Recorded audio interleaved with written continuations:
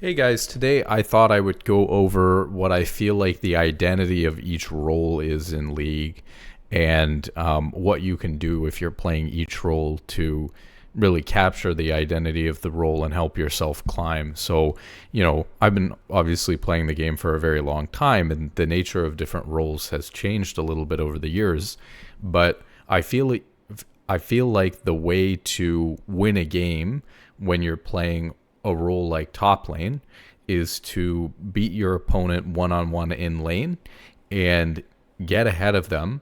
And then the most difficult part is once you use your mechanical advantage to get ahead in lane, you have to, and your matchup knowledge, then you have to be able to translate that into impacting the rest of the map.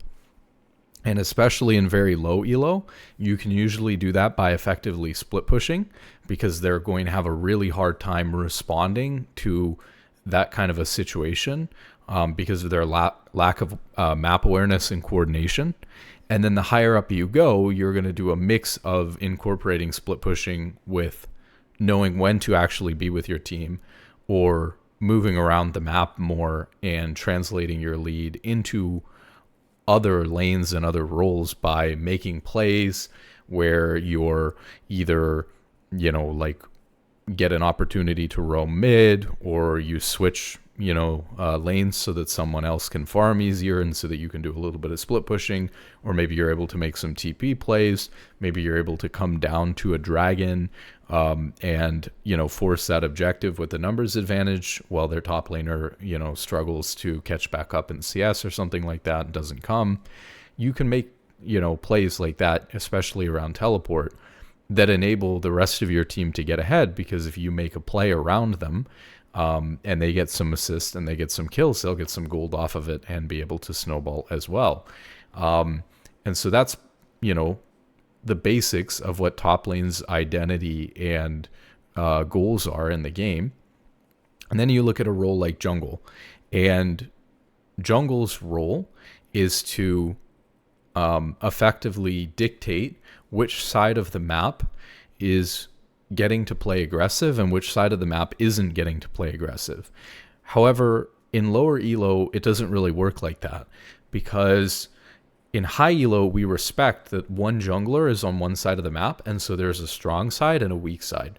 And if we're playing properly, the weak side should just not be playing aggressive in lane at all. They should just be perma-farming, because we recognize that our jungler is playing for the other side of the map. And if we don't know where the enemy jungler is, we also have to be playing, quite safe. So generally speaking, that's how it works in high elo, is jungle is getting to dictate where our team is going to try to make a proactive play on the map and what side of the map needs to just play safe and farm.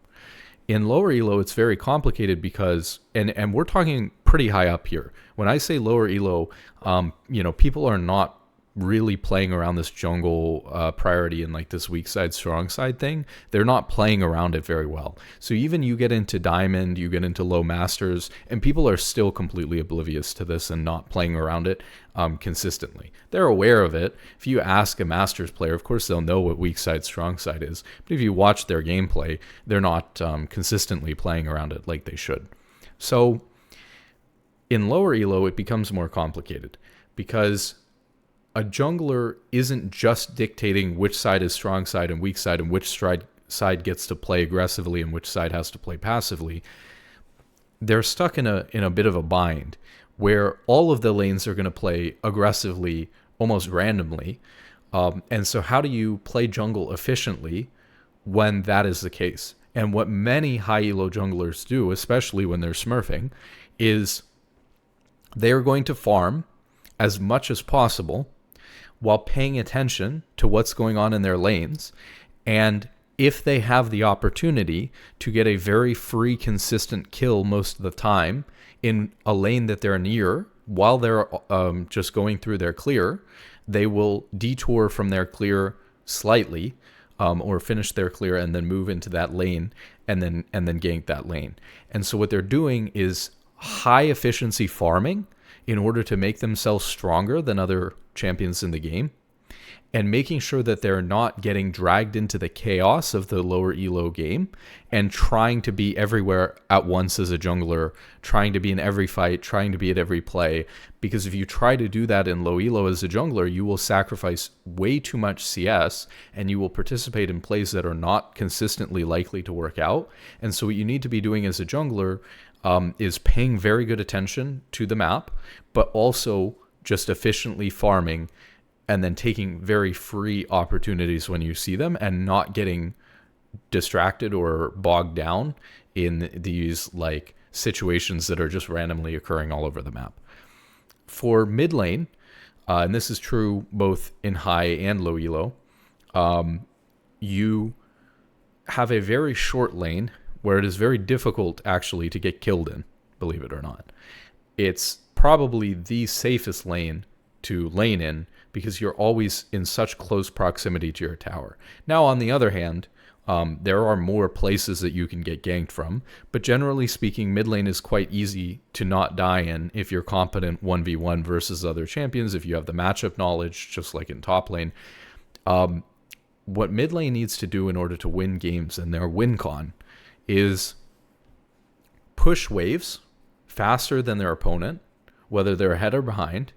And when they get the wave into the enemy turret, they need to move somewhere and make a play happen by creating a numbers advantage for their team by being able to wave clear first and then move mid, or move from mid to another place. So for example, it could be getting your wave in and then linking up with your jungler to invade or to make a play with your jungler, or, you know, to fight over a crab. Or it could be shoving in mid lane and moving to bot lane and ganking bot lane like a jungler would. You're creating situations because of your wave control in mid lane where you have a numbers advantage somewhere else on the map, and you're able to use that map advantage to create leads for your team and ultimately win the game. Now, of course, there are champions in top lane and in jungle and in mid lane that don't follow these win conditions because they're unique or do something completely different. So, for example, if you're a mid lane champion who distinctly lacks wave clear compared to other mid lane champions, maybe you're an assassin or something like that, but you don't have good wave clear, but you have like high burst damage, maybe you're not going to be able to make those same kind of plays that a control mage like an Ahri or something would be able to do by shoving out the wave and moving. So you have a different win con, obviously, with specific champions, but we're talking in general here about like what most champions in the role do in order to try to win the game and get a lead and play the role correctly. You know, so if you're playing a specific champion that doesn't really fit into this niche or this archetype, it's probably quite a unique champion for the role.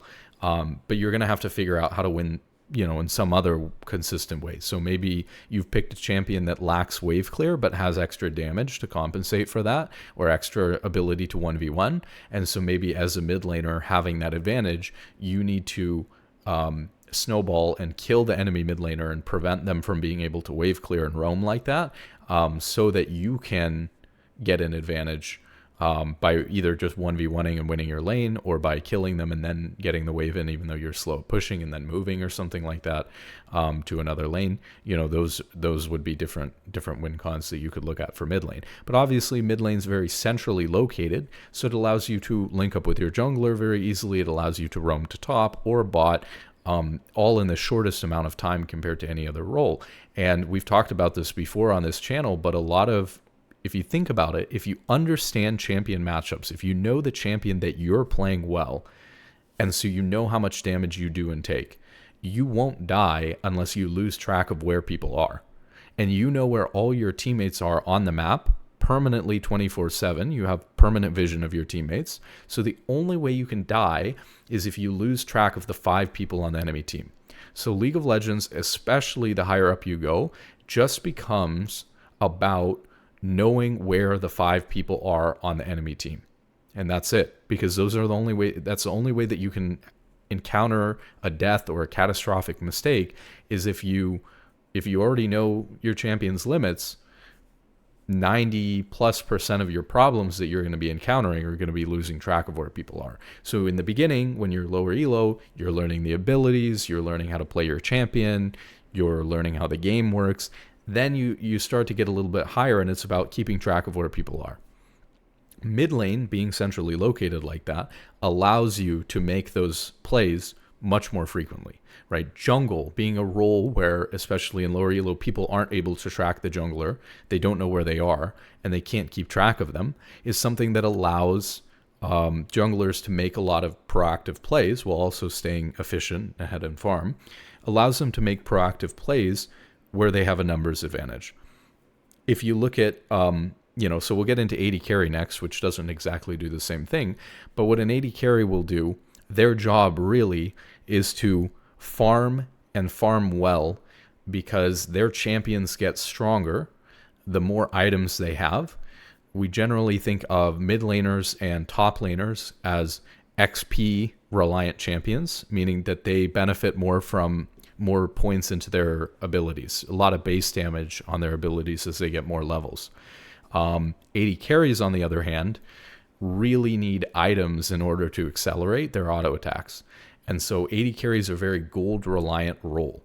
And so your job as an AD carry is to farm consistently.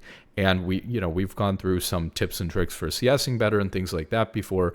But the biggest thing that you can do to make sure that you're able to farm better as an AD carry is to not die so that you can keep farming, and to not over trade and lose too much HP, so that rather than getting forced out of lane over and over again and having to take bad recalls because you're fighting all the time, which is just putting both of you behind.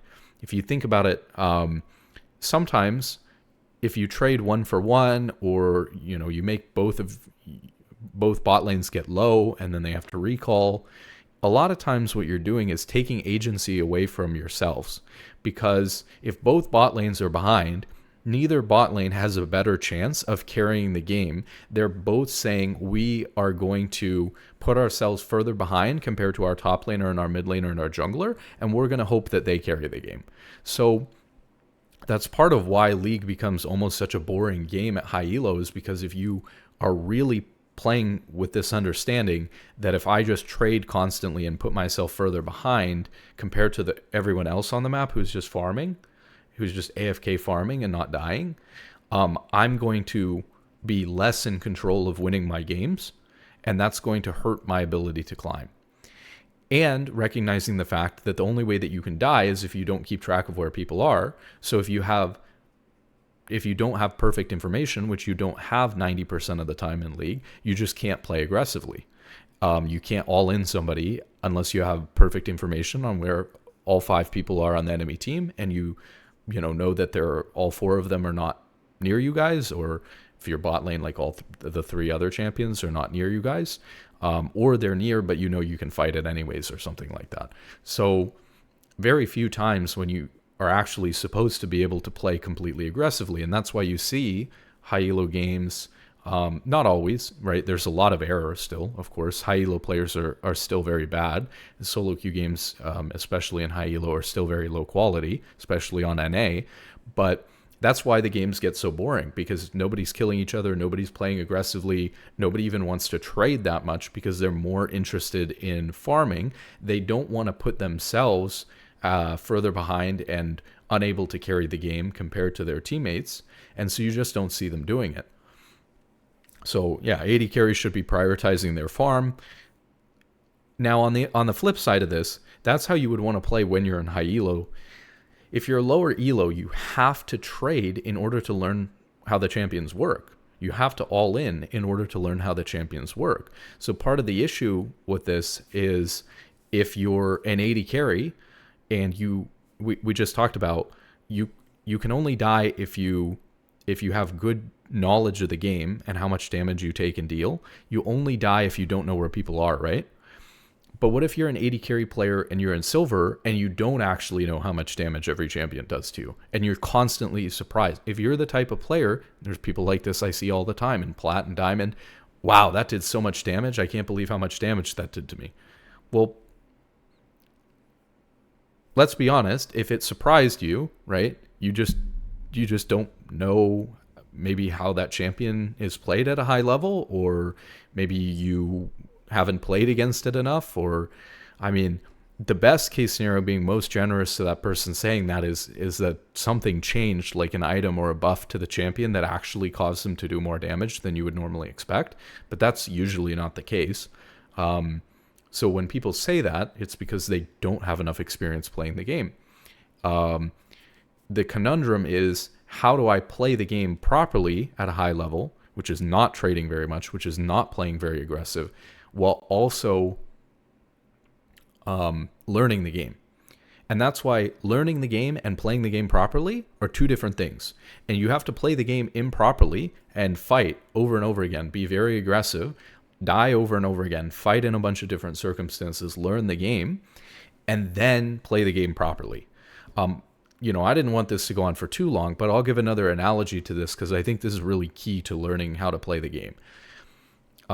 There's game PUBG, which is like, it's like Fortnite. It's a battle royale game where 100 people drop down, whatever. The proper way to play the game, because of the way ranked works in that game, is placement is everything. It doesn't matter how many people you kill, really. It's almost all about surviving for as long as possible. And most people don't care if you're just playing for fun. Sure, you're playing for fun. You land in the middle of a city and you fight people. So I played the game properly despite not knowing how to play shooters very well, not having good aim. My sensitivity is probably way too high from League to be playing a shooter. My aim was terrible. I didn't know how any of the recoil or guns worked in the game, but I would just play the game properly. I would just play the game in order to survive. And at one point, I got to top 200 in North America playing PUBG, just by using a strategy where I would just survive. I didn't try to fight people. I didn't try to get a ton of loot and put myself at risk of running into people. I just minimized my chances of running into other people. And that was extremely boring, and I didn't get better at the game by doing it. But I did go up in rank, right? It's similar to League. You could play the game properly, but if you don't know how to do anything because your mechanics are terrible, you don't know your champion's limits, you don't know how much damage people deal and how much damage you take, you will get permanently capped at a certain rank where you won't be able to get any better. And so people go through almost a natural progress with League where they start out playing very aggressively, playing for fun, just fighting and killing themselves because it's fun. And then they understand what champions do and how much damage they deal. And then as they push past gold and into plat and stuff like that, then they start getting smarter and a little bit safer about how they play the game. They stop chasing as much. They stop, randomly all-inning as much. They pay a little bit more attention to where the enemy jungler is. They ward for the first time in their whole lives. And it's these things that slowly transform a player, even though they were an aggressive player learning how to play the game, into a good high elo player who's playing less aggressively, let's say. The same thing with PUBG. I would do really well in terms of my placement, but I could never win a game. I could never reach the tippy top because I could never advance my placement once I got to a point where I actually had to fight somebody, because I had like a 0.33 KD, which means like I get into a gunfight, and 1/3 of the time I would kill that person, and 2/3 of the time I would die, and my game would be over. So if I ran into somebody, I was so low on loot, and I was so bad at aiming and at the game that I would almost certainly die. So I found myself in many situations where I could make it to 5th instead of 10th if I just kill one person. Or I could win instead of getting 2nd if I just kill the last guy. But I couldn't because my aim was so much worse than people who were playing aggressively, dropping into heated areas with lots of people and just learning the mechanics of the game. So you have to do both. You have to learn the mechanics of the game, how much damage is dealt and how much damage you can take. Learn your champion, learn the mechanics by playing aggressively, by dying a lot, but then tone it back and play less aggressively so that you don't die not knowing where people are. Okay, so AD carry now in support. So AD carry we kind of covered. You're attempting to maximize your gold generation so that you become very strong. And then in like the mid, and hopefully in an ideal game, you're like taking tower in lane, and then you're rotating around the map and just trying to knock down towers and help your team do objectives faster, and positioning well in team fights and having good threat assessment and dealing a decent amount of damage in team fights, especially more damage than the average person does at your rank, because you were able to prioritize your gold generation better than people at your rank who are fighting all the time or trading too much. And as a result, you do more damage in fights, you win more fights, you win more games, you take more turrets, you take more dragons, you win more games. That's what you do as an AD carry. Now, as a support, right, there's lots of different ways that you can play support, and you can do this. But your job, similar to a jungler, is to also create man advantages in places you wouldn't expect. But you have this other job of protecting your AD carry in the early game, and you have almost a third job, right? And maybe I just understand more of the jobs supports have because I'm a support player. You have this other job of also providing vision for your team so that they can not die because of a lack of information. So as a support player, you're protecting your AD carry in lane early. And if you're recognizing that your AD carry's primary goal is to maximize gold income, unless you're going to really stomp the enemy bot lane and it's a surefire play, don't coin flip your AD carry's life and prevent them from being able to get CS. Enable them to get CS, and don't force them to overtrade in bad circumstances. It's worse for an AD carry to take a bad trade, or for a support in an AD carry to take a bad trade, than it is for a mid laner or a top laner to take a bad trade. Because the support and the AD carry taking a bad trade will lose a lot of gold when they have to back at a bad time. They don't have teleport like mid and top do a lot of the time, so they can't get back when those mistakes happen, when that trading and fighting happens. They just lose a wave. And a lot of times when top lane takes a bad trade and gets behind, they're still absorbing XP, even if they're missing some CS, but they're not losing out on a ton. In AD carry, who takes a bad trade like that and is forced out of lane or back, is in a really vulnerable spot, because they're not going to get the CS, and even if they're getting the XP, it's shared between them and the support, and they're not reliant as much on XP as a champion, and so it's just not helpful, right? They're falling further behind compared to the rest of the team. So number one, with that first job as a support, you need to understand that that's your AD carry's goal, and you need to support them in achieving that goal as well. Now, if you can win lane really hard and get ahead by get more gold income from your AD carry by killing the lane opponent over and over again, of course, go for that. But if it fails, you're putting yourself at an even further disadvantage. So it's risky unless you're really confident that it's a guaranteed free kill or a guaranteed play. And oftentimes, right, supports, especially lower down, are not aware enough as they should be of the map. And so supports will go in, and then their jungler will be there. And now you've kind of forced your AD carry to have to follow up on you. Your AD carry trusts that you've gone in because they have a split second to follow up and react. Your AD carry has to trust that they've made a good decision, that you've made a good decision, and that they can trust you and follow up on you. And if the enemy jungler's there, they just die and lose a bunch of CS and don't get the gold advantage you were looking for. And it's really harmful to their ability to carry the game. So that's number one as a support. You have to recognize that your AD carry is trying to maximize gold income and help them to do that, instead of making coin flip plays fighting their bot lane, or instead of making coin flip plays hoping their jungler isn't there.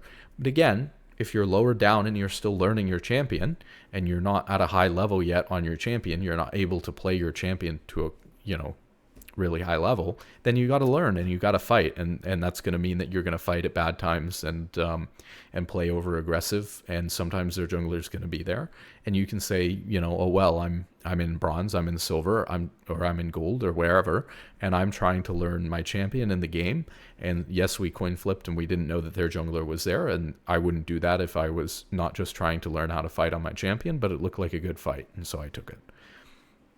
you have to make that call as you're learning the game, and at what point you're going to stop playing so aggressive. Number two, right, the gathering information by warding, right? So that means that you're going to be in lane, obviously warding to protect your AD carry's gold income and their ability to be vulnerable to ganks. And in the mid to late game, you're going to be constantly backing and refreshing your wards and placing wards on the map so that your team has both vision of the enemy team's movement through the river and the jungle, and so that you can support plays to secure Dragon or Rift Herald or Baron, because your team feels comfortable enough that they can go for those objectives because they know where the enemy team is, or they know that the enemy team is not around that objective. And so you can help secure, Dragons and Barons, like in the same way an AD carry can put themselves in a lane with their support where they're near an objective that's coming up in the mid to late game when they start rotating around lanes, like mid lane, for example, which has access to both quickly. The support can help encourage objectives and secure them through vision control. Now, on the third point, which is, creating this man advantage, that would be like in the early game roaming. So if you have a time where your AD carry's gold income is protected, for example, they have a freeze, or they're just farming under their turret and there's no threat that they're going to get dove, or they're like, maybe they have enough time that they can finish shoving the wave out by themselves, and then they're going to recall, or they're in base, or they're dead, or something like that, right? There are going to be these moments where you can roam on support, and you're going to be able to show up mid, or you're going to be able to show up top, or you're going to be able to make that play with your jungler, like I talked about mid laners doing, or you're going to go to grubs, and all of a sudden, your team has a man advantage at an objective, and if the enemy team doesn't recognize that you have a man advantage and just give you what you want, then you will win the fight versus them and get a huge lead for your team, not just for your AD carry, but for other people on your team throughout the map. So that's obviously how roaming can help impact the game. Now, obviously, if you roam at a bad time, you're going to jeopardize your AD carry's income, which was goal number one, and you're going to roam potentially to a place where you can't do anything, and so you're not actually going to generate a lead for the rest of your team, and so you're only going to set your team further behind. So that's very risky. You have to know what you're doing. But just like we talked about before, the only way to learn how to do it properly is to mess up and to just do it. And if it doesn't work out, then it doesn't work out, and you learn that I decided to go to this place and maybe the signs weren't there that there was going to be a fight breaking out here, or maybe I forced moving to grubs and my jungler just really didn't want to do it or wasn't in the area and I shouldn't have gone up to it. Things like that. You just have to try it and learn. And then in the later part of the game, and this is big for support, is either hovering the person on your team who is pushed the furthest up and they're most likely to collapse on. Now, you don't want to interfere with the top laner split pushing and drawing people to them. So this is a very complicated and nuanced topic. But as a support, you can help protect somebody who would have otherwise been collapsed on and died in the mid to late game. You see sometimes, especially in lower elo, but it happens all over the place, you see, these guys in the mid to late game, they're just randomly dying, right? They're just randomly dead all over the place at certain times. Well, as a support, you're free enough after you've dropped a couple of wards or whatever, or the most important place you could possibly be warding is where somebody's about to die so that they have information to not die. If you can hover that person and prevent them from dying, or then that's great. Now, the issue is that you don't want to, like I said, interfere with the top laner split pushing. So let's say that they're split pushing and they're playing their game well, where they're backing off at the right time, they're not actually dying. You don't want to dissuade the enemy team from actually going up there to kill the person if they're trying to draw people to them. So if there's an objective up on the other side of the map that the rest of your team is going for and trying to do, don't go try to save your top laner. Even if they die, you're better off playing with your team, getting the objective. We're talking about there's no objective on the other side of the map. Your top laner is not playing the split push well. They don't have Hull Breaker, for example. It could be a mid laner and AD carry instead of a top laner, and you're just trying to help make sure that person stays alive. And you can do that in two ways. One way is you can just show on the wave, and tell the enemy team, don't even bother coming here, right? I have this person protected. We have more people here. Even if it's just you, you might feign that the rest of your team is there. Problem with that is that, as I said, if your top laner is trying to draw people to them, or your mid laner is split pushing, or even your AD carry, if someone's split pushing and trying to draw people to them, don't, show and dissuade people from going to them. Now, the other thing you can do, if you feel like you want them to jump in on that person because you're going to be able to turn the fight around onto them, then maybe instead of showing, you hover off of vision, but as close to that person as you can be without showing on vision. That way, if they jump in and overcommit on that person that looks like they're overextended, you're right there to back them up. But the other thing here is that, like I said, you don't want to, mess the play up or give it away. So if you feel like your AD carry, if you do that and you hover them and then they just die, obviously terrible.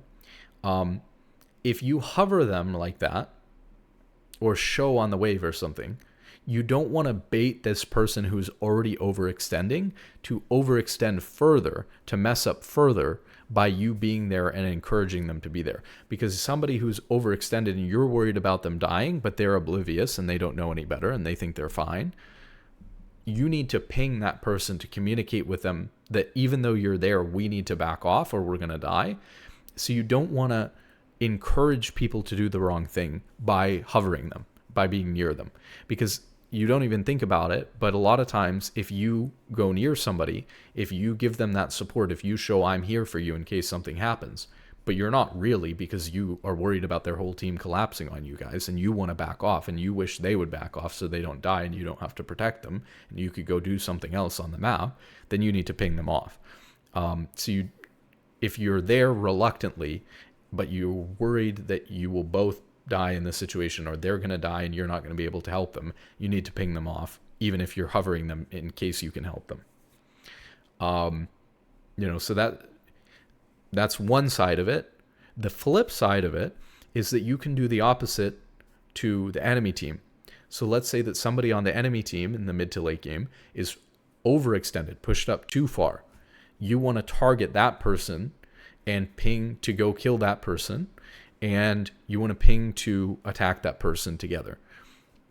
And then you collapse on that person who's most overextended from the enemy team, pick them, and then hopefully translate that into, a Baron or an objective or something like that. So I hope that this helps you guys visualize or understand what the win condition or role identity or goal of each role in the game is, so that you can apply that to your role and understand how other people on your team are trying to play the game.